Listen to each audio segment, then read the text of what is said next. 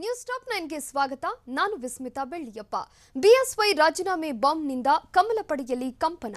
Alert ಆದ CM BSY ಬಣದ master plan ಏನು? ಬಿಎಸ್ವೈ ಪರ ಶಾಸಕರ ಸಹಿ ಸಂಗ್ರಹ ಮಾಡ್ತಿರೋದ್ಯಾರು? ಕೆಲವೇ ಗಂಟೆಗಳಲ್ಲಿ ನಿರ್ಧಾರವಾಗುತ್ತಾ ರಾಜ್ಯದ ಅನ್ಲಾಕ್ ಭವಿಷ್ಯ? ಇವೆಲ್ಲವನ್ನ ನೋಡೋಣ ನ್ಯೂಸ್ ಟಾಪ್ 9ನಲ್ಲಿ. ಹೈ ವೋಲ್ಟೇಜ್ ಅಖಾಡವಾಗಿ ಬದಲಾಗಿದೆ ಹೇಗೆ? ಸಿಎಂ ನಿವಾಸ. ಬಿಎಸ್ವೈ ಪರವಾಗಿ ಯಾವೆಲ್ಲ ಶಾಸಕರು ಸಹಿ ಹಾಕಿದ್ದಾರೆ? ಸಿಪಿ ಯೋಗೇಶ್ವರ್ ಯತ್ನಾಳ್ ವಿರುದ್ಧ ರೇಣುಕಾಚಾರ್ಯ ಗುಡುಗಿದ್ದು ಹೇಗೆ? ನೋಡೋಣ ಬಿಜೆಪಿಯಲ್ಲಿ ಬಿರುಗಾಳಿ ನ್ಯೂಸ್ ಟಾಪ್ 9ನಲ್ಲಿ. ಮುಖ್ಯಮಂತ್ರಿ ಬಿಎಸ್ ಯಡಿಯೂರಪ್ಪ ರಾಜೀನಾಮೆ ಹೇಳಿಕೆ ಬೆನ್ನಲ್ಲೇ ರಾಜಕೀಯ ಚಟುವಟಿಕೆ ಜೋರಾಗಿದೆ. ಸಿಎಂ ನಿವಾಸ ಕಾವೇರಿಗೆ ಸಚಿವರು ಶಾಸಕರು ಭೇಟಿ ನೀಡಿ ಚರ್ಚಿಸಿದ್ದಾರೆ. ಸಚಿವರಾದ ಭೈರತಿ ಬಸವರಾಜ್, ಶಶಿಕಲಾ ಜೊಲ್ಲೆ, ನಾರಾಯಣಗೌಡ, ಶಾಸಕ ಎಸ್ ರಘು ಸಿಎಂ ನಿವಾಸಕ್ಕೆ ಭೇಟಿ ಕೊಟ್ಟಿದ್ದಾರೆ. ಸಿಎಂ ನಿವಾಸ ಮೆಗಾ ರಾಜಕೀಯದ ಪವರ್ ಸೆಂಟರ್ ಆಗಿದೆ.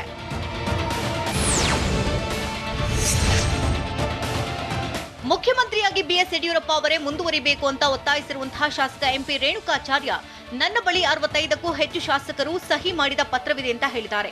ಅಲ್ಲದೆ ನಾನು ಸ್ವಇಚ್ಛೆಯಿಂದ ಬಿಜೆಪಿ ಶಾಸಕರ ಸಹಿ ಸಂಗ್ರಹಿಸಿದ್ದೇನೆ ಅಂತ ಸ್ಪಷ್ಟಪಡಿಸಿದ್ದಾರೆ. ಸಿಎಂ ವಿರುದ್ಧ ಮಾತನಾಡುವವರಿಂದ ಪಕ್ಷಕ್ಕೆ ಧಕ್ಕೆ ಆಗ್ತಾ ಇದೆ. ಹೀಗಾಗಿ ಅಂಥವರ ವಿರುದ್ಧ ಕ್ರಮ ಆಗಬೇಕು. ಬಿಎಸ್ವೈನವರೇ ಸಿಎಂ ಸ್ಥಾನದಲ್ಲಿ ಮುಂದುವರಿಬೇಕು. ಹೀಗಂತ ಬಿಜೆಪಿ ಶಾಸಕರ ಸಹಿ ಸಂಗ್ರಹ ಪತ್ರದಲ್ಲಿ ಬರೆಯಲಾಗಿದೆ. ಈ ಪತ್ರವನ್ನ ಶೀಘ್ರವೇ ಹೈಕಮಾಂಡ್ಗೆ ಕಳಿಸುತ್ತೇವೆ ಅಂತ ರೇಣುಕಾಚಾರ್ಯ ತಿಳಿಸಿದರು. ಸಚಿವ ಸಿಪಿ ಯೋಗೇಶ್ವರ್ ವಿರುದ್ಧ ಶಾಸಕ ಎಂಪಿ ರೇಣುಕಾಚಾರ್ಯ ಪರೋಕ್ಷವಾಗಿ ಮತ್ತೆ ವಾಗ್ದಾಳಿ ನಡೆಸಿದ್ದಾರೆ. ಕೊರೋನಾ ಸಂದರ್ಭದಲ್ಲಿ ಕೆಲವರು ದೆಹಲಿಗೆ ಹೋಗಿದ್ದಾರೆ. ಅವರು ದೆಹಲಿಗೆ ಹೋಗಿ ಏನೇನೋ ಮಾಡುವುದು ಸರಿಯಿಲ್ಲ. ಕೊರೋನಾವನ್ನ ಸಿಎಂ ಬಿಎಸ್ವೈ ಸಮರ್ಥವಾಗಿ ನಿಭಾಯಿಸ್ತಾ ಇದ್ದು, ಯಾರೋ ಒಂದಿಬ್ಬರಿಂದ ಸಿಎಂ ವಿರುದ್ಧ ಅಪಪ್ರಚಾರ ಮಾಡಲಾಗ್ತಾ ಇದೆ ಅಂತ ರೇಣುಕಾಚಾರ್ಯ ಆರೋಪ ಮಾಡಿದರು. ಸಚಿವ ಸಿಪಿ ಯೋಗೇಶ್ವರ್, ಶಾಸಕ ಬಸನಗೌಡ ಪಾಟೀಲ್, ಯತ್ನಾಳ್ ವಿರುದ್ಧ ರೇಣುಕಾಚಾರ್ಯ ಗುಡುಗಿದ್ದಾರೆ. ಕೆಲವರಿಗೆ ಪಕ್ಕದ ಕ್ಷೇತ್ರವನ್ನ ಗೆಲ್ಲಿಸುವಂತಹ ತಾಕತ್ತಿಲ್ಲ, ಆದ್ರೂ ಸಿಎಂ ಯಡಿಯೂರಪ್ಪ ಬಗ್ಗೆ ಮಾತನಾಡ್ತಾರೆ. ಬಸನಗೌಡ, ಯತ್ನಾಳ್ ಹುಚ್ಚಾಗಿ ಮಾತನಾಡ್ತಾರೆ. ಇದನ್ನ ಪ್ರತಿಪಕ್ಷಗಳು ಸದುಪಯೋಗ ಮಾಡಿಕೊಳ್ತಾ ಇವೆ ಅಂತ ರೇಣುಕಾಚಾರ್ಯ ಹೇಳಿದ್ರು. ಅಲ್ಲದೆ ಚುನಾವಣೆಯಲ್ಲಿ ಸೋತವರು ಭಿಕ್ಷೆ ಬೇಡಿ ಮಂತ್ರಿಯಾಗಿದ್ದಾರೆ. ಅವರು ಬಿಎಸ್ವೈ ನಾಯಕತ್ವದ ಬಗ್ಗೆ ಮಾತನಾಡ್ತಿದ್ದಾರೆ ಅಂತ ಕಿಡಿಕಾರಿದ್ರು. ಯಾವುದೇ ಕಾರಣಕ್ಕೂ ಸಿಎಂ ಬದಲಾವಣೆ ಆಗಲ್ಲ ಅಂತ ಸಿಎಂ ಅಧಿಕೃತ ನಿವಾಸ ಕಾವೇರಿ ಬಳಿ ಸಚಿವ ಭೈರತಿ ಬಸವರಾಜ್ ಹೇಳಿದ್ದಾರೆ. ಯಡಿಯೂರಪ್ಪನವರೇ ಉಳಿದ ಅವಧಿಗೆ ಸಿಎಂ ಆಗಿರ್ತಾರೆ. ನಾವೆಲ್ಲ ಸಿಎಂ ಜೊತೆಗಿದ್ದೇವೆ, ನಾವೆಲ್ಲ ಒಗ್ಗಟ್ಟಾಗಿದ್ದೇವೆ ಅಂತ ಭೈರತಿ ತಿಳಿಸಿದ್ರು. ಸಿಎಂ ವಿರುದ್ಧ ವಿರೋಧಿ ಬಣ ಹೇಳಿಕೆ ಕೊಡ್ತಾ ಇರುವವರ ಬಗ್ಗೆ ನಾನು ಏನು ಮಾತನಾಡುವುದಿಲ್ಲ. ಕೆಲವೇ ದಿನಗಳಲ್ಲಿ ಅರುಣ್ ಸಿಂಗ್ ಬರಲಿದ್ದು ಎಲ್ಲರ ಜೊತೆ ಚರ್ಚೆ ಮಾಡ್ತಾರೆ. ಆದ್ರೆ ಸಿಎಂ ಯಾಕೆ ಈ ರೀತಿ ಹೇಳಿಕೆ ಕೊಟ್ಟಿರ್ತಾರೋ ಗೊತ್ತಿಲ್ಲ ಅಂತ ಸಚಿವ ಭೈರತಿ ಬಸವರಾಜ್ ತಿಳಿಸಿದ್ರು. ನಾವು ಸಿಎಂ ಯಡಿಯೂರಪ್ಪ ನಾಯಕತ್ವವನ್ನು ಒಪ್ಪಿ ಬಂದಿದ್ದು, ಇನ್ನೆರಡು ವರ್ಷ ಯಡಿಯೂರಪ್ಪನವರೇ ಸಿಎಂ ಆಗಿರ್ತಾರೆ ಅಂತ ಸಚಿವ ಭೈರತಿ ಬಸವರಾಜ್ ಹೇಳಿದ್ದಾರೆ. ಬಿಎಸ್ವೈಗಿಂತ ಪರ್ಯಾಯ ಪ್ರಬಲ ವ್ಯಕ್ತಿ ಯಾರಿದ್ದಾರೆ ಅಂತ ನನಗೆ ಗೊತ್ತಿಲ್ಲ. ಅಲ್ಲದೆ ಬಿಎಸ್ವೈ ನಮ್ಮ ನಾಯಕರಾಗಿದ್ದು, ನಾಯಕತ್ವದ ಬದಲಾವಣೆಯ ಪ್ರಶ್ನೆಯೇ ಇಲ್ಲ. ದೆಹಲಿಯ ನಾಯಕರನ್ನ ಯಾರು ಭೇಟಿ ಮಾಡಿದ್ರು, ಯಾಕೆ ಎನ್ನುವುದನ್ನ ನಾನು ಮಾತನಾಡೋಕೆ ಹೋಗಲ್ಲ ಅಂತ ಭೈರತಿ ಬಸವರಾಜ್ ತಿಳಿಸಿದ್ರು. ರಾಜ್ಯದಲ್ಲಿ ಬಿಜೆಪಿ ಸರ್ಕಾರದ ಇಮೇಜ್ ಡ್ಯಾಮೇಜ್ ಆಗ್ತಾ ಇರುವ ಬಗ್ಗೆ ಸಚಿವ ಜಗದೀಶ್ ಶೆಟ್ಟರ್ ಕಳವಳ ವ್ಯಕ್ತಪಡಿಸಿದ್ದಾರೆ. ಹುಬ್ಬಳ್ಳಿಯಲ್ಲಿ ಮಾತನಾಡಿದ ಅವರು, ಪದೇ ಪದೇ ನಾಯಕತ್ವ ಬದಲಾವಣೆ ಬಗ್ಗೆ ಯಾಕೆ ಚರ್ಚೆಯಾಗ್ತಾ ಇದೆ ಅಂತ ಗೊತ್ತಾಗ್ತಿಲ್ಲ. ಇಂತಹ ಬೆಳವಣಿಗೆಯಿಂದ ನಮಗೆ ಕೆಲಸ ಮಾಡೋದಕ್ಕಾಗ್ತಿಲ್ಲ. ಇದರಿಂದ ಆಡಳಿತಕ್ಕೆ ಸಂಪೂರ್ಣ ಹೊಡೆತ ಬೀಳುತ್ತೆ ಅಂತ ಹೇಳಿದ್ರು.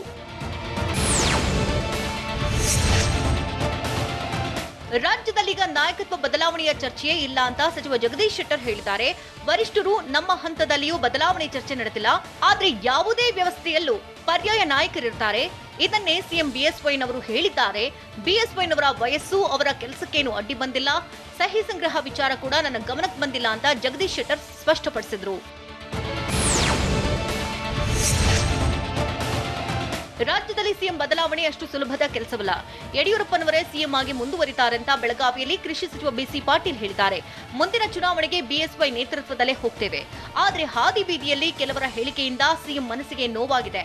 ಇಂತಹ ಹೇಳಿಕೆ ನೀಡಿದ್ದಾರೆ. ಹಾದಿ ಬೀದಿಯಲ್ಲಿ ಮಾತನಾಡುವವರ ವಿರುದ್ಧ ಬಿಜೆಪಿ ಹೈಕಮಾಂಡ್ ಸೂಕ್ತ ಕ್ರಮ ಕೈಗೊಳ್ಳುತ್ತೆ ಅಂತ ಬಿಸಿ ಪಾಟೀಲ್ ತಿಳಿಸಿದರು. ಬಿಎಸ್ವೈ ರಿಸೈನ್ ಬಾಂಬ್ನಿಂದ ಬಿಜೆಪಿಯಲ್ಲಿ ಸಂಚಲನ. ಸ್ಫೋಟಕ ಹೇಳಿಕೆ ನೀಡಿ ಆಪ್ತರ ಜೊತೆ ಸಿಎಂ ಚರ್ಚಿಸಿದ್ದೇನು? ಸಿಎಂ ಮಾತಿನ ಬೆನ್ನಲ್ಲೇ ಸೈನಿಕ ಅಲರ್ಟ್ ಆಗಿದ್ದು ಹೇಗೆ? ನೋಡೋಣ ರಾಜೀನಾಮೆ ರಹಸ್ಯ ನ್ಯೂಸ್ ಟಾಪ್ 9ನಲ್ಲಿ.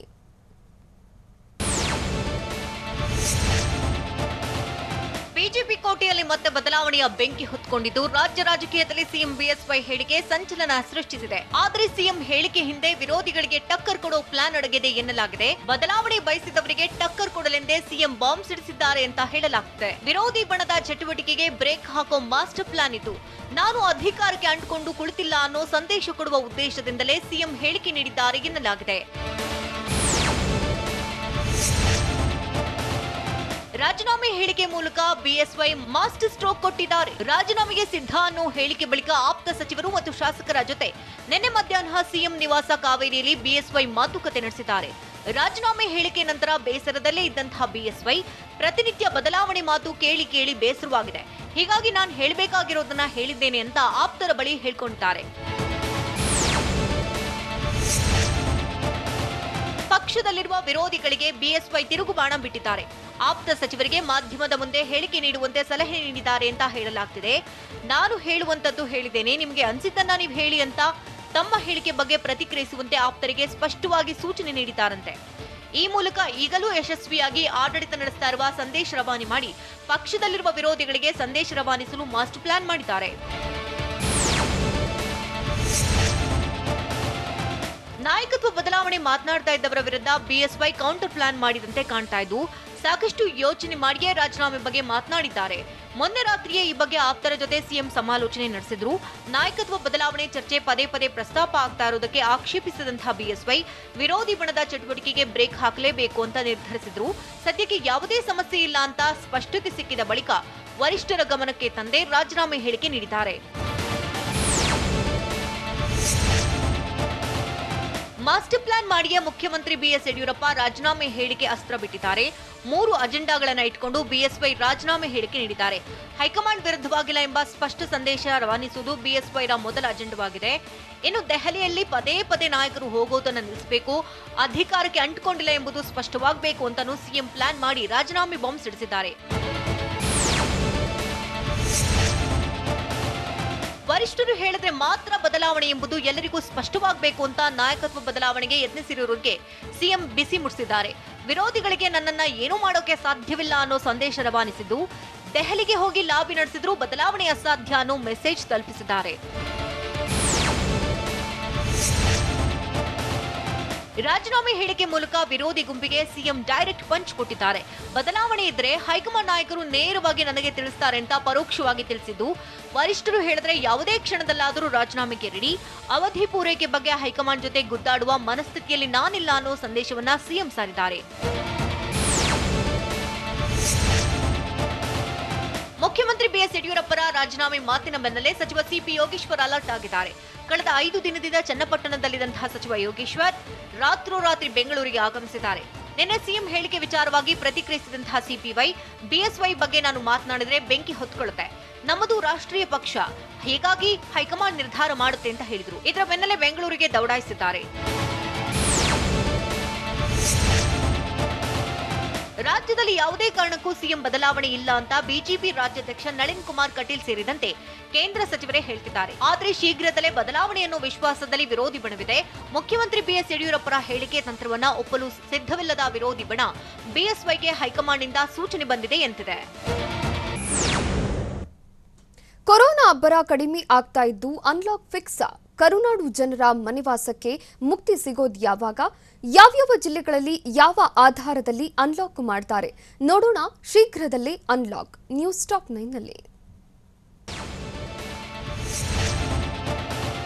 ಕರುನಾಡಿಗೆ ಬಿದ್ದಿರೋ ಲಾಕ್ ಶೀಘ್ರದಲ್ಲೇ ಓಪನ್ ಆಗೋ ನಿರೀಕ್ಷೆ ಮೂಡಿದೆ. 1.5 ತಿಂಗಳ ಜನರ ಮನೆವಾಸಕ್ಕೆ ಮುಕ್ತಿ ಸಿಗಲಿದ್ದು ಅನ್ಲಾಕ್ ಮಾಡೋ ಬಗ್ಗೆ ಸ್ವತಃ ಮುಖ್ಯಮಂತ್ರಿ ಬಿಎಸ್ ಯಡಿಯೂರಪ್ಪ ಅವರೇ ಸುಳಿವು ಕೊಟ್ಟಿದ್ದಾರೆ. ಪಾಸಿಟಿವಿಟಿ ದರ ಪ್ರಮಾಣ 5% ಕಡಿಮೆ ಬರಬೇಕು. ಎಲ್ಲಿ ಕೋವಿಡ್ ಪಾಸಿಟಿವಿಟಿ ಕಡಿಮೆಯಾಗುತ್ತೋ ಅಲ್ಲಿ ಲಾಕ್ಡೌನ್ ಸಡಿಲಿಕೆ ಬಗ್ಗೆ ಚರ್ಚಿಸಿ ನಿರ್ಧಾರ ಕೈಗೊಳ್ಳುತ್ತೇವೆ ಅಂತ ಸಿಎಂ ಬಿಎಸ್ವೈ ತಿಳಿಸಿದ್ದಾರೆ. ಹೀಗಾಗಿ ಇಂದಿನ ಟಾಸ್ಕ್ ಫೋರ್ಸ್ ಸಭೆಯಲ್ಲಿ ಅನ್ಲಾಕ್ಗೆ ಅಂತಿಮ ತೀರ್ಮಾನ ಕೈಗೊಳ್ಳುವ ಸಾಧ್ಯತೆ ಇದೆ.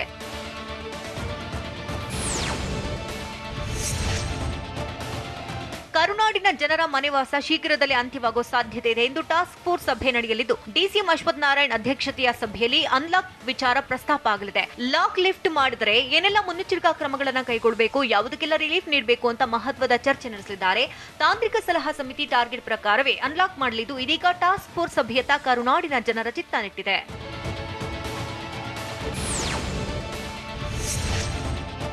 ಬೆಂಗಳೂರಿನಲ್ಲಿ ಕೊರೋನಾ ಪಾಸಿಟಿವಿಟಿ ದರ ಭಾರಿ ಇಳಿಕೆಯಾಗಿದ್ದು ಅನ್ಲಾಕ್ಗೆ ಯಾವುದೇ ಅಭ್ಯಂತರ ಇಲ್ಲ ಅಂತ ಬಿಬಿಎಂಪಿ ತಿಳಿಸಿದೆ.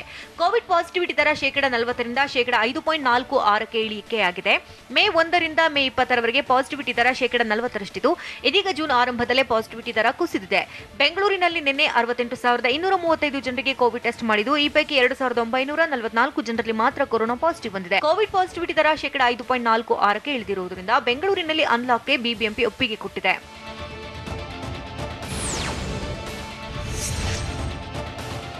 ಅನ್ಲಾಕ್ಗೆ ರಾಜ್ಯ ಸರ್ಕಾರ ಪ್ಲಾನ್ ರೂಪಿಸಿದ್ದು ಹಲವು ಮಾನದಂಡ ಹಾಕೊಂಡಿದೆ. ಹಂತ ಹಂತವಾಗಿ ಅನ್ಲಾಕ್ಗೆ ರಾಜ್ಯ ಸರ್ಕಾರ ಚಿಂತನೆ ನಡೆಸಿದ್ದು ಬೆಂಗಳೂರಿನಲ್ಲಿ ಸೋಂಕಿತರ ಸಂಖ್ಯೆ 500ಕ್ಕಿಂತ ಕಡಿಮೆ ಇರಬೇಕು ಅಂತ ಸರ್ಕಾರ ಟಾರ್ಗೆಟ್ ಆಗಿದೆ. ಅಲ್ಲದೆ ರಾಜ್ಯದಲ್ಲಿ ದಿನನಿತ್ಯದ ಕೇಸ್ 2,000ಕ್ಕಿಂತ ಕಡಿಮೆ ಇರಬೇಕಿದ್ದು ಪಾಸಿಟಿವಿಟಿ ರೇಟ್ 5%ಕ್ಕಿಂತ ಕಮ್ಮಿ ಇರುವ ಜಿಲ್ಲೆಗಳಿಗೆ ರಿಲೀಫ್ ನೀಡುವುದಕ್ಕೆ ಸರ್ಕಾರ ಚಿಂತನೆ ನಡೆಸಿದೆ.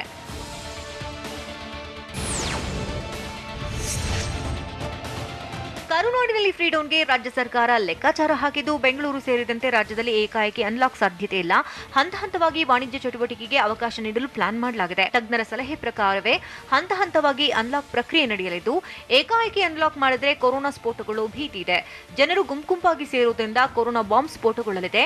ಹೀಗಾಗಿ ಹಂತ ಹಂತವಾಗಿ ಫ್ರೀಡೌನ್ ಮಾಡೋದಕ್ಕೆ ಸರ್ಕಾರ ಪ್ಲಾನ್ ಮಾಡಿದೆ.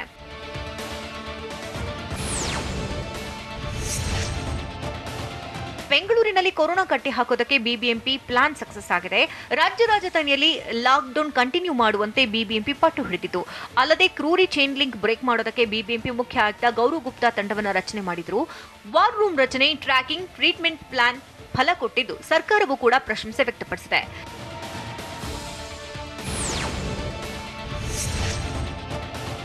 ಕೊರೋನಾ ಇಳಿಕೆ ಆಗ್ತಾ ಇದ್ದು ಸರ್ಕಾರ ಅನ್ಲಾಕ್ ತೀರ್ಮಾನ ಕೈಗೊಳ್ಳೋ ಸಾಧ್ಯತೆ ಇದೆ. ಆದರೆ ಅನ್ಲಾಕ್ ನಂತರವೂ ಬೃಹತ್ ಮಾರುಕಟ್ಟೆಗಳು ಬಂದ್ ಆಗುತ್ತೆ ಎನ್ನಲಾಗ್ತಾ ಇದೆ.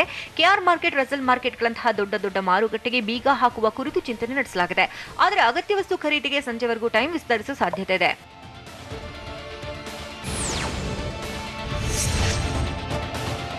ಅನ್ಲಾಕ್ ಆದರೆ ರಾಜ್ಯದಲ್ಲಿ ಓಲಾ, ಊಬರ್, ಆಟೋ ಸಂಚಾರ ಆರಂಭ ಆಗುವ ಸಾಧ್ಯತೆ ಇದೆ. 50% ಪ್ರಯಾಣಿಕರ ಸಂಚಾರಕ್ಕೆ ಅನುಮತಿ ನೀಡುತ್ತಾರೆ ಎನ್ನಲಾಗಿದೆ. ಆದರೆ ಅನ್ಲಾಕ್ ಆದರೂ ಸದ್ಯಕ್ಕೆ ಮೆಟ್ರೋ ಓಡಾಟ ಡೌಟ್ ಆಗಿದೆ. ಜೂನ್ ಕೊನೆ ವಾರದವರೆಗೆ ಮೆಟ್ರೋಗೆ ಅನುಮತಿ ಸಿಗಲ್ಲ ಎನ್ನಲಾಗಿತ್ತು. ಬಸ್, ಟ್ಯಾಕ್ಸಿ, ಆಟೋಗಳು ಓಡಾಡಿದರೂ ಮೆಟ್ರೋ ಬಂದ್ ಆಗಿರಲಿದೆ.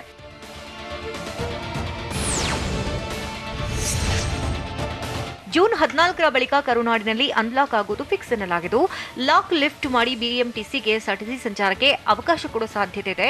ಬೆಂಗಳೂರಿನಲ್ಲಿ 1,500 ರಿಂದ 2,000 ಬಿಎಂಟಿಸಿ ಬಸ್ಗಳು ರಸ್ತೆಗಿಳಿಯುವ ಸಾಧ್ಯತೆ ಇದ್ದು, ಆದರೆ ಬೆಂಗಳೂರಿನಲ್ಲಿ ವೋಲ್ವೋ ಬಸ್ಗಳ ಸಂಚಾರಕ್ಕೆ ಬ್ರೇಕ್ ಹಾಕುವುದು ಫಿಕ್ಸ್ ಆಗಿದೆ. ಇನ್ನು ರಾಜ್ಯದಲ್ಲಿ 3,000 ಕೆಎಸ್ಆರ್ಟಿಸಿ ಬಸ್ಗಳು ಮಾತ್ರ ರಸ್ತೆಗಿಳಿಯಲಿವೆ ಎನ್ನಲಾಗ್ತಿದ್ದು ಐರಾವತ, ವೈಭವ್ ಸೇರಿದಂತೆ ಎಸಿ ಬಸ್ಗಳನ್ನು ರಸ್ತೆಗಿಳಿಸದಿರಲು ಸರ್ಕಾರ ಪ್ಲಾನ್ ಮಾಡಿದೆ.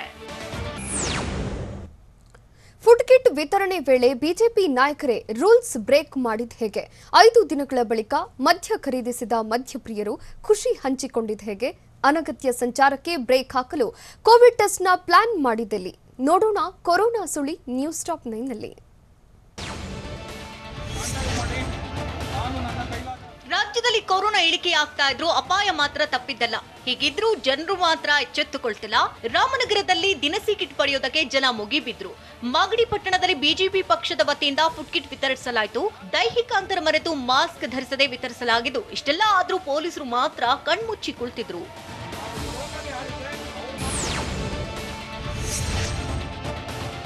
ಗದಗ ಜಿಲ್ಲೆಯಲ್ಲಿ ಸಂಪೂರ್ಣ ಲಾಕ್ಡೌನ್ ಸಡಿಲಿಕೆ ಮಾಡಿದ್ದು ಮದ್ಯ ಖರೀದಿಗೆ ಮದ್ಯಪ್ರಿಯರು ಮುಗಿಬಿದ್ರು. ನಗರದ ಪಾಪ್ಯುಲರ್ ವೈನ್ ಶಾಪ್ನಲ್ಲಿ ದೈಹಿಕ ಅಂತರ ಮರೆತು ಜನ ಸೇರಿದ್ರು. 5 ದಿನಗಳ ಬಳಿಕ ಮದ್ಯ ಖರೀದಿಸಿದಂತಹ ಖುಷಿಯಲ್ಲಿ ಮದ್ಯಪ್ರಿಯರು ಬಾಟಲ್ ಪ್ರದರ್ಶಿಸಿ ಖುಷಿ ಪಟ್ರು.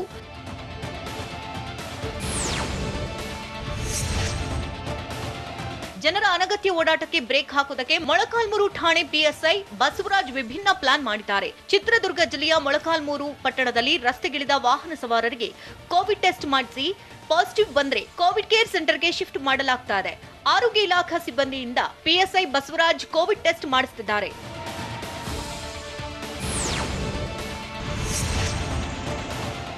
ರಾಯಚೂರಿನಲ್ಲಿ ಅನಗತ್ಯವಾಗಿ ರಸ್ತೆಗಿಳಿದಿರುವ ವಾಹನ ಸವಾರರಿಗೆ ಪೊಲೀಸರು ಶಾಕ್ ಕೊಟ್ಟಿದ್ದಾರೆ. ಸಂಪೂರ್ಣ ಲಾಕ್ಡೌನ್ ಆದೇಶ ಉಲ್ಲಂಘನೆ ಮಾಡಿದವರ ವಿರುದ್ಧ ಕಠಿಣ ಕ್ರಮ ಕೈಗೊಂಡಿದ್ದಾರೆ. ರಾಯಚೂರು ನಗರದ ಅಂಬೇಡ್ಕರ್ ವೃತ್ತದಲ್ಲಿ ಪೊಲೀಸರು ತಪಾಸಣೆ ಮಾಡ್ತಾ ಇದ್ದು ಅನಗತ್ಯವಾಗಿ ಓಡಾಡುತ್ತಿದ್ದವರ ವಾಹನ ಜಪ್ತಿ ಮಾಡುತ್ತಿದ್ದಾರೆ.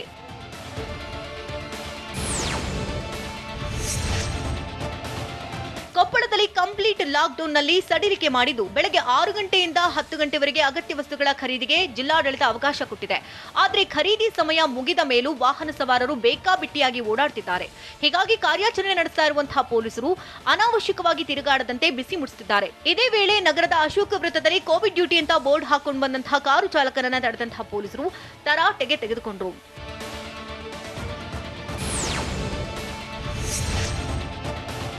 ಚಿತ್ರದುರ್ಗದಲ್ಲಿ ತರಕಾರಿ ಖರೀದಿಗೆ ಜನ ಮುಗಿಬಿದ್ರು. ಜಿಲ್ಲಾಡಳಿತ ವಿಧಿಸಿದ್ದ ದಿನ ಬಿಟ್ಟು ದಿನ ಸಂಪೂರ್ಣ ಲಾಕ್ಡೌನ್ ಅಂತ್ಯವಾಗಿದ್ದು ಬೆಳಗ್ಗೆ 6 ಗಂಟೆಯಿಂದ 10 ಗಂಟೆವರೆಗೆ ಅಗತ್ಯ ವಸ್ತುಗಳ ಖರೀದಿಗೆ ಅವಕಾಶವಿತ್ತು.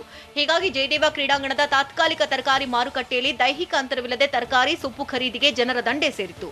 ದೈಹಿಕ ಅಂತರ ಕಾಪಾಡುವಂತೆ ಪೊಲೀಸರು ಎಚ್ಚರಿಕೆ ಕೊಟ್ಟರು.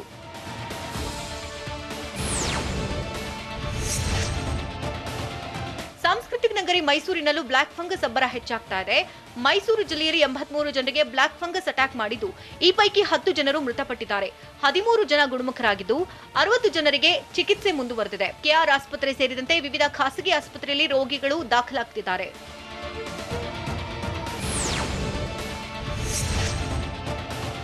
ಕೊರೋನಾ ಮಧ್ಯೆ ಗದಗ ಜಿಲ್ಲೆಯಲ್ಲಿ ಕುಡಿಯುವ ನೀರಿಗಾಗಿ ಹಾಹಾಕಾರ ಶುರುವಾಗಿದೆ. ಲಕ್ಷ್ಮೀಶ್ವರ ತಾಲೂಕಿನ ಅಕ್ಕಿಗುಂದ ತಾಂಡಾದಲ್ಲಿ ಕುಡಿಯುವ ನೀರಿಗಾಗಿ ಜನರು ಮುಗಿಬಿದ್ರು. 15 ದಿನಗಳಿಂದ ನೀರಿಗಾಗಿ ಹಾಹಾಕಾರ ಪಡ್ತಾ ಇದ್ದು ಸಂಬಂಧಪಟ್ಟ ಅಧಿಕಾರಿಗಳಿಗೆ ಮನವಿ ಮಾಡಿದ್ರು ಡೋಂಟ್ ಕೇರ್ ಎಂದಿದ್ದಾರಂತೆ. ಹೀಗಾಗಿ ಮಾಸ್ಕ್, ದೈಹಿಕ ಅಂತರ ಮರೆತು ಕುಡಿಯುವ ನೀರು ತೆಗೆದುಕೊಂಡು ಹೋಗಿದ್ದಾರೆ.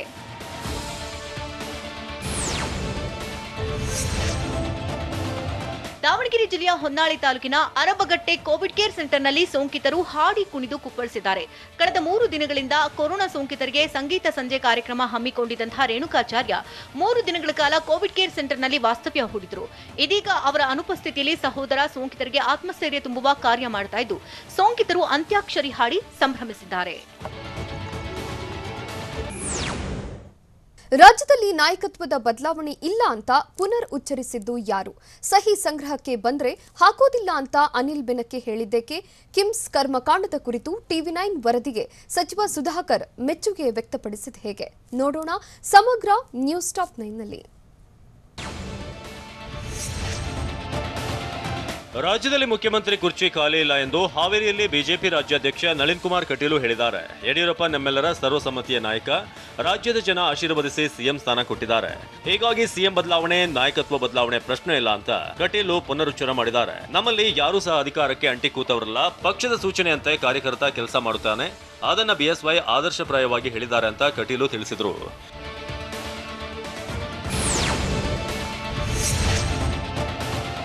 ಸಿಎಂ ಬದಲಾವಣೆಗೆ ಶಾಸಕರಿಂದ ಸಹಿ ಸಂಗ್ರಹದ ಬಗ್ಗೆ ಗೊತ್ತಿಲ್ಲ. ಯಾರಾದ್ರೂ ನನ್ನ ಬಳಿ ಸಹಿ ಕೇಳಲು ಬಂದರೂ ಕೂಡ ಮಾಡೋದಿಲ್ಲ ಅಂತ ಬೆಳಗಾವಿಯಲ್ಲಿ ಬಿಜೆಪಿಯ ಶಾಸಕ ಅನಿಲ್ ಬೆನಕೆ ಹೇಳಿದ್ದಾರೆ. ಇದೇ ವೇಳೆ ಸಿಪಿ ಯೋಗೇಶ್ವರ್ ವಿರುದ್ಧ ಅಸಮಾಧಾನ ವ್ಯಕ್ತಪಡಿಸಿದ ಅವರು, ಸಿಪಿಐ ಮಾಡ್ತಿರೋದು ತಪ್ಪು ಕೆಲಸ. ಅವರು ಕೋವಿಡ್ ನಿರ್ವಹಣೆ ಕೆಲಸವನ್ನು ಮಾಡಬೇಕು, ಅದು ಬಿಟ್ಟು ದೆಹಲಿಗೆ ಹೋಗೋದು ಸರಿಯಲ್ಲ ಅಂತ ತಿಳಿಸಿದ್ರು.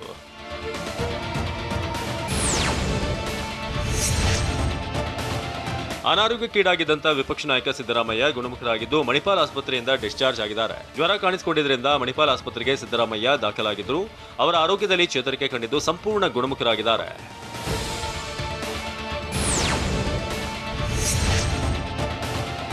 ಸರ್ಕಾರ ಸಿಎಂ ವಿರುದ್ಧ ವಾಗ್ದಾಳಿ ನಡೆಸಿದಂತ ಸಿದ್ದರಾಮಯ್ಯಗೆ ಕೃಷಿ ಸಚಿವ ಬಿಸಿ ಪಾಟೀಲ್ ತಿರುಗೇಟು ನೀಡಿದ್ದಾರೆ. ಸಿದ್ದರಾಮಯ್ಯ ಯಾವುದೋ ಭ್ರಮೆಯಲ್ಲಿ ಹೇಳಿಕೆ ಕೊಡ್ತಾರೆ, ಅವರು ಏನು ಹೇಳಿಕೆ ಕೊಡ್ತಿದ್ದಾರೆಂದು ಅವರಿಗೆ ಗೊತ್ತಿಲ್ಲ ಅಂತ ಬೆಳಗಾವಿಯಲ್ಲಿ ಬಿಸಿ ಪಾಟೀಲ್ ಹೇಳಿದ್ರು. ಸರ್ಕಾರವನ್ನ ಟೀಕಿಸೋದು ಜನ್ಮಸಿದ್ಧ ಹಕ್ಕು ಅಂತ ಅವರು ತಿಳಿದಿದ್ದಾರೆ. ವಿಪಕ್ಷ ನಾಯಕರು ಜವಾಬ್ದಾರಿಯಿಂದ ಮಾತನಾಡಬೇಕು, ಸುಮ್ಮನೆ ಮನಸ್ಸಿಗೆ ಬಂದ ಹಾಗೆ ಹೇಳಿಕೆ ಕೊಡೋದು ಸರಿಯಲ್ಲ ಅಂತ ವಾಗ್ದಾಳಿ ನಡೆಸಿದ್ರು.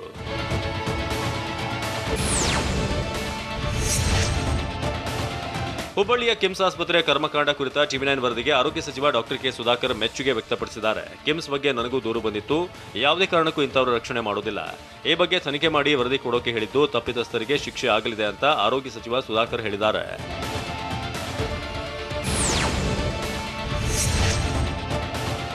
ಮೈಸೂರು ಜಿಲ್ಲೆ ನನಗೆ ತಾಯಿ ಮನೆಯ ಪ್ರೀತಿ ಕೊಟ್ಟಿದೆ. ನಾನು ಮೈಸೂರಿನ ಮಗಳೆಂಬ ಭಾವನೆಯಲ್ಲಿ ಹೋಗ್ತಿದ್ದೇನೆ ಅಂತ ಮೈಸೂರಿನಲ್ಲಿ ನಿರ್ಗಮಿತ ಡಿಸಿ ರೋಹಿಣಿ ಸಿಂಧೂರಿ ತಿಳಿಸಿದ್ದಾರೆ. ಶಿಲ್ಪಾನಾಗ್ ನೀಡಿರುವಂತಹ ಹೇಳಿಕೆಯ ಬಗ್ಗೆ ನನಗೆ ಅನುಕಂಪವಿದ್ದು, ಯಾವುದೇ ಅಧಿಕಾರಿಯನ್ನ ತೆಗಳುವುದು ಕೆಲಸವನ್ನ ನಾನು ಮಾಡಿ ಮುಗಿಸಿದ್ದೇನೆ ಎಂಬುದು ತಪ್ಪು.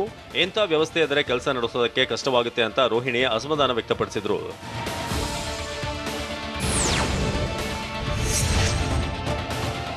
ಇಬ್ಬರು ಐಎಎಸ್ ಅಧಿಕಾರಿಗಳ ಜಗಳಕ್ಕೆ ಸರ್ಕಾರ ವರ್ಗಾವಣೆ ಮೂಲಕ ಫುಲ್ ಸ್ಟಾಪ್ ಇಟ್ಟಿದೆ. ಆದರೆ ನನ್ನ ವರ್ಗಾವಣೆಯನ್ನ ನಿರೀಕ್ಷೆ ಮಾಡಿರಲಿಲ್ಲ ಅಂತ ಮೈಸೂರಿನ ನಿರ್ಗಮಿತ ಜಿಲ್ಲಾಧಿಕಾರಿ ರೋಹಿಣಿ ಸಿಂಧೂರಿ ಹೇಳಿದ್ದಾರೆ. ಒಳ್ಳೆ ಕೆಲಸ ಮಾಡುವ ಸಮಯದಲ್ಲಿ ವರ್ಗಾವಣೆ ಆಗಿದೆ. ನಾನು ಮಗಳು ತವರುಮನೆ ಬಿಟ್ಟು ಹೋದಂತೆ ಹೋಗ್ತಿದ್ದೇನೆ. ಏನು ನಡೀತು, ಹೇಗೆ ನಡೀತು ಅನ್ನೋದ್ರ ಬಗ್ಗೆ ನಾನು ಮಾತನಾಡೋದಕ್ಕೆ ಹೋಗೋದಿಲ್ಲ ಅಂತ ರೋಹಿಣಿ ಧನ್ಯವಾದ ಮೈಸೂರು ಎಂದು ಹೇಳಿ ತೆರಳಿದ್ರು.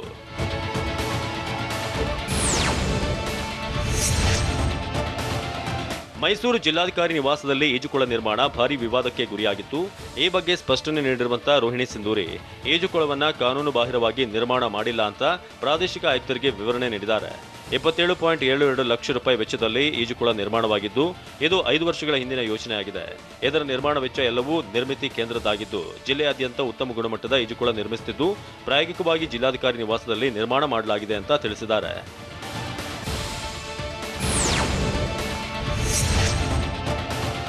ವಿಶ್ವ ಪರಿಸರ ದಿನದ ಪ್ರಯುಕ್ತ ಮನೆಗೊಂದು ಗಿಡ ಎಂಬ ಪರಿಸರ ಜಾಗೃತಿ ಮೂಲಕ ವಿಶ್ವ ಪರಿಸರ ದಿನ ಆಚರಣೆ ಮಾಡಿ ಚಿಕ್ಕಪೇಟೆ ಶಾಸಕ ಉದಯ್ ಗರುಡಾಚಾರ್ ಇತರರಿಗೆ ಮಾದರಿಯಾಗಿದ್ದಾರೆ. ಕ್ಷೇತ್ರದ ಜನರಿಗೆ, ಬಡವರಿಗೆ ಹಾಗೂ ಕೂಲಿ ಕಾರ್ಮಿಕರಿಗೆ ಉಚಿತ ರೇಷನ್ ಕಿಟ್ ವಿತರಣೆ ಮಾಡಿದ್ದಾರೆ. ಲಾಕ್ಡೌನ್ನಿಂದ ಜನರು ಸಂಕಷ್ಟಕ್ಕೆ ಸಿಲುಕಿದ್ದು, ಕೆಲಸವಿಲ್ಲದೆ ಜನರು ತೊಂದರೆಗೊಳಗಾಗಿದ್ದಾರೆ. ಹಾಗಾಗಿ ಸಾವಿರಾರು ರೇಷನ್ ಕಿಟ್ ಜೊತೆಗೆ ಗಿಡವನ್ನು ಕೂಡ ನೀಡಿ ಗಿಡ ಬೆಳೆಸಿ ಪರಿಸರ ಉಳಿಸಿ ಎಂದು ಸಂದೇಶ ನೀಡಿದರು. ಕ್ಷೇತ್ರದಲ್ಲಿ ಎಲ್ಲಾ ಕಡೆ ಗಿಡ ನೆಡುವಂತೆ ಹಾಗೂ ಕೊಳಗೇರಿ ಪ್ರದೇಶದಲ್ಲಿ ಹೆಚ್ಚಾಗಿ ಗಿಡ ನೆಡುವಂತೆ ಕಾರ್ಯಕರ್ತರಿಗೆ ಶಾಸಕ ಉದಯ್ ಗರುಡಾಚಾರ್ ಸೂಚನೆ ನೀಡಿದರು. ಇಂದಿನಿಂದ ದೇಶದ ಯಾವ್ಯಾವ ರಾಜ್ಯಗಳಲ್ಲಿ ಅನ್ಲಾಕ್ ಮಾಡಲಾಗಿದೆ? ರಾಜಧಾನಿ ದೆಹಲಿಯಲ್ಲಿ ಸಮಾವೇಶ ಆಧಾರದ ರಿಲೀಫ್ ಹೇಗಿದೆ? ಅನ್ಲಾಕ್ ಮಾಡಿರುವ ಮಹಾರಾಷ್ಟ್ರದ 5 ಲೆಕ್ಕಾಚಾರವೇನು? ನೋಡೋಣ ನ್ಯಾಷನಲ್ ನ್ಯೂಸ್ ಟಾಪ್ 9ನಲ್ಲಿ. ದೇಶದಲ್ಲಿ ಕಳೆದ 24 ಗಂಟೆಯ ಅವಧಿಯಲ್ಲಿ 1,636 ಹೊಸ ಕೊರೋನಾ ಪಾಸಿಟಿವ್ ಕೇಸ್ಗಳು ಪತ್ತೆಯಾಗಿದೆ. ಏಪ್ರಿಲ್ ತಿಂಗಳ ಬಳಿಕ ಇದೀಗ ದೇಶದಲ್ಲಿ ನಿತ್ಯದ ಕೊರೋನಾ ಕೇಸ್ 1 ಲಕ್ಷ ಇಳಿಕೆಯಾಗಿದೆ. ಕಳೆದ 24 ಗಂಟೆ ಅವಧಿಯಲ್ಲಿ 1,74,000 ಮಂದಿ ಕೊರೋನಾದಿಂದ ಗುಣಮುಖರಾಗಿದ್ದಾರೆ. ಆದರೆ ಕಳೆದ 24 ಗಂಟೆ ಅವಧಿಯಲ್ಲಿ 2,427 ಮಂದಿ ಕೊರೋನಾದಿಂದ ಸಾವನ್ನಪ್ಪಿದ್ದಾರೆ.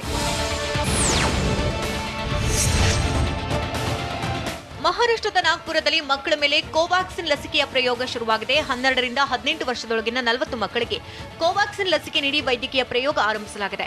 ಇನ್ನು ದೆಹಲಿಯ ಏಮ್ಸ್ ಆಸ್ಪತ್ರೆಯಲ್ಲಿ ಇಂದಿನಿಂದ ಮಕ್ಕಳ ಮೇಲೆ ಭಾರತ್ ಬಯೋಟೆಕ್ ಕಂಪನಿಯ ಕೋವ್ಯಾಕ್ಸಿನ್ ಲಸಿಕೆಯನ್ನು ಪ್ರಯೋಗಿಸಲಾಗುತ್ತೆ. ಇಂದು 18 ಮಕ್ಕಳಿಗೆ ಕೋವ್ಯಾಕ್ಸಿನ್ ಲಸಿಕೆಯನ್ನು ನೀಡಲಾಗುತ್ತೆ. 2 ರಿಂದ 18 ವರ್ಷದೊಳಗಿನ ಮಕ್ಕಳ ಮೇಲೆ ಕೋವ್ಯಾಕ್ಸಿನ್ ಲಸಿಕೆಯನ್ನು ಪ್ರಯೋಗಿಸಲಾಗುತ್ತದೆ. ದೇಶದ ಕೆಲವು ರಾಜ್ಯಗಳಲ್ಲಿ ಇಂದಿನಿಂದ ಅನ್ಲಾಕ್ ಪ್ರಕ್ರಿಯೆ ಆರಂಭ ಆಗಿದೆ. ರಾಷ್ಟ್ರ ರಾಜಧಾನಿ ದೆಹಲಿಯಲ್ಲಿ ಇಂದಿನಿಂದ ಸಮಾವೇಶ ಸಂಖ್ಯೆಯ ದಿನದ ಆಧಾರದ ಮೇಲೆ ಮಾರ್ಕೆಟ್, ಶಾಪಿಂಗ್ ಮಾಲ್ ತೆರೆದಿವೆ. 50% ಪ್ರಯಾಣಿಕರ ಸಾಮರ್ಥ್ಯದೊಂದಿಗೆ ಮೆಟ್ರೋ ಟ್ರೈನ್ ಸಂಚಾರ ಆರಂಭ ಆಗಿದೆ. ಸರ್ಕಾರಿ, ಖಾಸಗಿ ಕಚೇರಿಗಳಲ್ಲಿ 50% ಸಿಬ್ಬಂದಿಗೆ ಹಾಜರಾಗಲು ಅವಕಾಶ ನೀಡಲಾಗಿದೆ.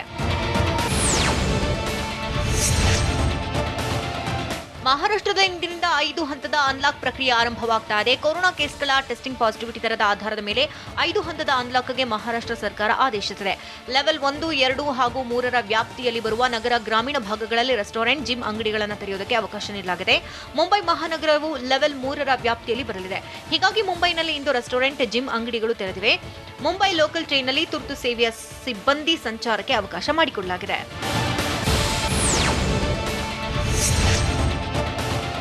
ಉತ್ತರ ಪ್ರದೇಶದಲ್ಲೂ ಅನ್ಲಾಕ್ ಪ್ರಕ್ರಿಯೆ ಆರಂಭ ಆಗಿದೆ. ಲಕ್ನೋ, ಮೀರತ್, ಸಹರಾಪುರ ಹಾಗೂ ಗೋರಖ್ಪುರ ಜಿಲ್ಲೆ ಹೊರತುಪಡಿಸಿ ಉಳಿದೆಲ್ಲ ಜಿಲ್ಲೆಗಳಲ್ಲಿ ಕೊರೋನಾ ಕರ್ಫ್ಯೂ ತೆರವು ಮಾಡಲಾಗ್ತಾ ಇದೆ. ಈ 4 ಜಿಲ್ಲೆಗಳಲ್ಲಿ ಈಗಲೂ ಕೊರೋನಾ ಸಕ್ರಿಯ ಪ್ರಕರಣಗಳ ಸಂಖ್ಯೆ ಹೆಚ್ಚಾಗಿದೆ. ಉಳಿದ 71 ಜಿಲ್ಲೆಗಳಲ್ಲಿ ಅನ್ಲಾಕ್ ಪ್ರಕ್ರಿಯೆ ಆರಂಭ ಆಗಿದೆ. ನೋಯ್ಡಾ, ಗಾಜಿಯಾಬಾದ್ ನಗರಗಳಲ್ಲೂ ಅನ್ಲಾಕ್ ಪ್ರಕ್ರಿಯೆ ಶುರುವಾಗಿದೆ. ಗುಜರಾತ್ನಲ್ಲಿ ಇಂದಿನಿಂದ 100% ಸಿಬ್ಬಂದಿ ಸರ್ಕಾರಿ ಕಚೇರಿ, ಖಾಸಗಿ ಕಚೇರಿಗಳಿಗೆ ಹಾಜರಾಗಲು ಅವಕಾಶ ನೀಡಲಾಗಿದೆ. ಜೂನ್ 4ರಿಂದಲೇ ಗುಜರಾತ್ನಲ್ಲಿ ಬೆಳಗ್ಗೆ 9 ಗಂಟೆಯಿಂದ ಸಂಜೆ 4ರವರೆಗೆ ಅಂಗಡಿ ತೆರೆಯುವುದಕ್ಕೆ ಅವಕಾಶ ನೀಡಲಾಗಿದೆ. ರಾತ್ರಿ 10ರವರೆಗೆ ಹೋಮ್ ಡೆಲಿವರಿಗೂ ಅವಕಾಶ ನೀಡಲಾಗಿದೆ. ಇನ್ನು ರಾಜಸ್ಥಾನದಲ್ಲಿ 50% ಸಿಬ್ಬಂದಿ ನಾಳೆಯಿಂದ ಸರ್ಕಾರಿ ಕಚೇರಿಗೆ ಹಾಜರಾಗಬಹುದಾಗಿದೆ. ಕೊರೋನಾ ರೋಗಿಗಳ ಚಿಕಿತ್ಸೆಗೆ ಕೇಂದ್ರದ ಆರೋಗ್ಯ ಇಲಾಖೆ ಹೊಸ ಮಾರ್ಗಸೂಚಿ ಹೊರಡಿಸಿದೆ. ಈ ಮಾರ್ಗಸೂಚಿಯಲ್ಲಿ ವೈದ್ಯಕೀಯವಾಗಿ ಸಾಬೀತಾದ ಹಾಗೂ ಪರಿಣಾಮಕಾರಿಯಾದ ಔಷಧಿ ಬಳಕೆಗೆ ಮಾತ್ರ ವೈದ್ಯರಿಗೆ ಸೂಚಿಸಲಾಗಿದೆ. HCQ ಮಾತ್ರೆ, favipiravir, ivermectin, doxycycline, zinc, plasma ಥೆರಪಿಗೆ ಹೊಸ ಸೂಚನೆ ಕೊಟ್ಟಿಲ್ಲ. ಮನಸ್ಸಿಗೆ ಬಂದಂತೆ ಸಿಟಿ ಸ್ಕ್ಯಾನ್, HRCT ಮಾಡಬಾರದು. ಸ್ಟೆರಾಯ್ಡ್ ಅನ್ನ ತರ್ಕರಹಿತವಾಗಿ ಬಳಸುವಂತಿಲ್ಲ ಅಂತ ಹೊಸ ಮಾರ್ಗಸೂಚಿಯಲ್ಲಿ ವೈದ್ಯರಿಗೆ ತಿಳಿಸಲಾಗಿದೆ. ದೇಶದ ಉತ್ತರ ಭಾರತದ ರಾಜ್ಯಗಳಲ್ಲಿ ವೇಗವಾಗಿ ಕೊರೋನಾ ಕೇಸ್ಗಳಲ್ಲಿ ಇಳಿಕೆಯಾಗ್ತಾ ಇದೆ. 7 ದಿನಗಳ ಸರಾಸರಿಯನ್ನು ತೆಗೆದುಕೊಂಡ್ರೆ ರಾಜಸ್ಥಾನದಲ್ಲಿ ಶೇಕಡ 8.5ರಷ್ಟು, ದೆಹಲಿಯಲ್ಲಿ ಶೇಕಡ 8.2ರಷ್ಟು, ಬಿಹಾರದಲ್ಲಿ 8.1ರಷ್ಟು, ಉತ್ತರ ಪ್ರದೇಶದಲ್ಲಿ ಶೇಕಡ 7.8ರಷ್ಟು, ಉತ್ತರಾಖಂಡ್ನಲ್ಲಿ ಶೇಕಡ 7.6ರಷ್ಟು ಕೊರೋನಾ ಕೇಸ್ಗಳಲ್ಲಿ ಇಳಿಕೆಯಾಗ್ತಾ ಇದೆ.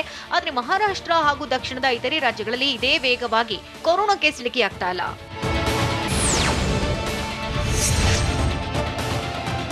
ಕೋವಿಶೀಲ್ಡ್ ಮತ್ತು ಕೋವ್ಯಾಕ್ಸಿನ್ ಲಸಿಕೆ 2 ಡೋಸ್ ಲಸಿಕೆ ಪಡೆದವರಲ್ಲಿ ಹೆಚ್ಚಿನ ಮಟ್ಟದ ವೈರಸ್ ವಿರುದ್ಧದ ಪ್ರತಿಕಾಯಗಳು ಬೆಳವಣಿಗೆ ಆಗ್ತಾ ಇದೆ. ಕೋಲ್ಕತ್ತಾದ ವೈದ್ಯ ಡಾಕ್ಟರ್ ಎಕೆ ಸಿಂಗ್ ನೇತೃತ್ವದ ವೈದ್ಯರ ತಂಡ ನಡೆಸಿದಂತಹ ಅಧ್ಯಯನದಲ್ಲಿ ಈ ಬಗ್ಗೆ ತಿಳಿದು ಬಂದಿದೆ. ಕೋವಿಶೀಲ್ಡ್ ಮತ್ತು ಕೋವ್ಯಾಕ್ಸಿನ್ ಲಸಿಕೆ ಪಡೆದಿದ್ದ 515 ಹೆಲ್ತ್ ಕೇರ್ ವರ್ಕರ್ಗಳನ್ನು ಅಧ್ಯಯನಕ್ಕೆ ಒಳಪಡಿಸಿದ್ದು, ಕೋವ್ಯಾಕ್ಸಿನ್ಗೆ ಹೋಲಿಸಿದರೆ ಕೋವಿಶೀಲ್ಡ್ ಹೆಚ್ಚು ಪರಿಣಾಮಕಾರಿ ಅನ್ನುವುದು ಅಧ್ಯಯನದಿಂದ ತಿಳಿದು ಬಂದಿದೆ. ಫ್ರೆಂಚ್ ಓಪನ್ನಿಂದ ರೋಜರ್ ಫೆಡರರ್ ಹಿಂದೆ ಸರಿದಿದ್ದೇಕೆ? ಐಪಿಎಲ್ಗಿಂತ ಪಾಕಿಸ್ತಾನ ಸೂಪರ್ ಲೀಗ್ನಲ್ಲಿ ವೇಗಿಗಳ ಗುಣಮಟ್ಟ ಹೆಚ್ಚು ಅಂತ ಹೇಳಿದ್ಯಾರು? ಚಿರಂಜೀವಿ ಸರ್ಜಾರ ಮೊದಲ ವರ್ಷದ ಪುಣ್ಯ ಸ್ಮರಣೆ ಹೇಗಿದೆ? ನೋಡೋಣ ಎಂಟರ್ಟೈನ್ಮೆಂಟ್ ನ್ಯೂಸ್ ಟಾಪ್ 9ನಲ್ಲಿ. ರೋಜರ್ ಫೆಡರರ್ ಭಾನುವಾರ 4ನೇ ಸುತ್ತಿಗೆ ತಲುಪಿದ್ರು. ಫ್ರೆಂಚ್ ಓಪನ್ನಿನಿಂದ ಹಿಂದೆ ಸರಿತಾ ಇದ್ದೇನೆ ಅಂತ ಹೇಳಿದ್ದಾರೆ. 3 ವರ್ಷಗಳ ಹಿಂದೆ ಮೊಳಕಾಲಿನ ಶಸ್ತ್ರಚಿಕಿತ್ಸೆಗೆ ಫೆಡರರ್ ಒಳಗಾಗಿದ್ರು. ಹೀಗಾಗಿ ಕಾಲು ನೋವಿನ ಕಾರಣದಿಂದ ಪ್ರಸ್ತುತ ಪಂದ್ಯಾವಳಿಯಿಂದ ದೂರ ಸರಿದಿರುವುದಾಗಿ ಟ್ವೀಟ್ ಮೂಲಕ ತಿಳಿಸಿದ್ದಾರೆ.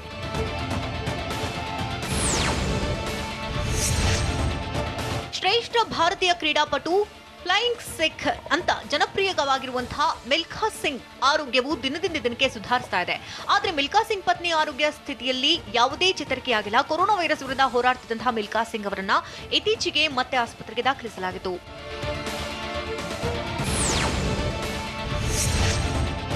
ಪಾಕಿಸ್ತಾನ್ ಪ್ರೀಮಿಯರ್ ಲೀಗ್ನಲ್ಲಿ ವೇಗದ ಬೌಲರ್ಗಳು ಗಂಟೆಗೆ 140 ಕಿಲೋಮೀಟರ್ ವೇಗದಲ್ಲಿ ಬೌಲಿಂಗ್ ಮಾಡ್ತಾರೆ. ಇದನ್ನ ನೋಡಿದ್ರೆ ಐಪಿಎಲ್ಗಿಂತ ಪಿಎಸ್ಎಲ್ನಲ್ಲಿ ವೇಗದ ಬೌಲಿಂಗ್ ಗುಣಮಟ್ಟದ ಅದ್ಭುತವಾಗಿದೆ ಅಂತ ಫಾರ್ ಡ್ಯುಪ್ಲೆಸಿಸ್ ಹೇಳಿದ್ದಾರೆ.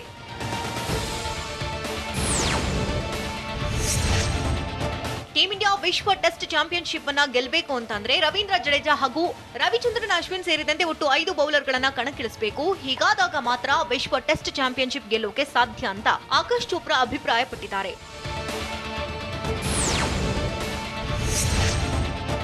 ದಕ್ಷಿಣ ಆಫ್ರಿಕಾ ವಿರುದ್ಧದ 2 ಪಂದ್ಯಗಳ ಟೆಸ್ಟ್ ಸರಣಿಗಾಗಿ ವೆಸ್ಟ್ ಇಂಡೀಸ್ ತಂಡವನ್ನು ಪ್ರಕಟಿಸಲಾಗಿದೆ. ವಿಂಡೀಸ್ ಕ್ರಿಕೆಟ್ ಮಂಡಳಿ ಪ್ರಕಟಿಸಿರುವಂತಹ 17 ಕ್ರಿಕೆಟಿಗರ ಸಂಭಾವ್ಯ ತಂಡದಲ್ಲಿ ಯುವ ವೇಗಿ 17 ವರ್ಷದ ಜೇಡನ್ ಸಿಲ್ಸ್ಗೆ ಸ್ಥಾನ ನೀಡಲಾಗಿದೆ.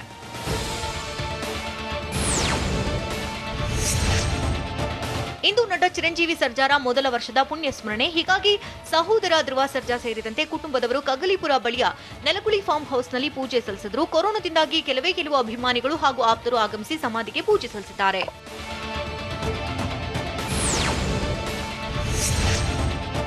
ಕನ್ನಡ ಅಭಿವೃದ್ಧಿ ಪ್ರಾಧಿಕಾರದ ಕಾರಿನಲ್ಲಿ ಅಧ್ಯಕ್ಷರ ಮಗನ ದರ್ಬಾರ್ ಜೋರಾಗಿದೆ. ಕನ್ನಡ ಅಭಿವೃದ್ಧಿ ಪ್ರಾಧಿಕಾರದ ಅಧ್ಯಕ್ಷರಾಗಿರುವ ಟಿಎಸ್ ನಾಗಾಭರಣರಿಗೆ ಕೊಟ್ಟಿರುವಂತಹ ಇನೋವಾ ಕಾರನ್ನ ನಾಗಾಭರಣ ಪುತ್ರ ಪನ್ನಗಾಭರಣ ಸ್ವಂತಕ್ಕೆ ಬಳಸಿದ್ದಾರೆ. ಚಿರು ಸಮಾಧಿ ಸ್ಥಳಕ್ಕೆ ಸರ್ಕಾರಿ ಕಾರಿನಲ್ಲಿ ನಿರ್ದೇಶಕ ಪನ್ನಗಾಭರಣ ಆಗಮಿಸಿದ್ದಾರೆ. ಇದಾಗಿತ್ತು ಈ ಹೊತ್ತಿನ ವಿಶೇಷ. ಈಗ ಟಿವಿ9 ವಿಶೇಷ ಪ್ರಸಾರವಾಗುತ್ತೆ. ನಿರಂತರ ಸುದ್ದಿಗಾಗಿ ನೋಡ್ತಾ ಇರಿ ಟಿವಿ9.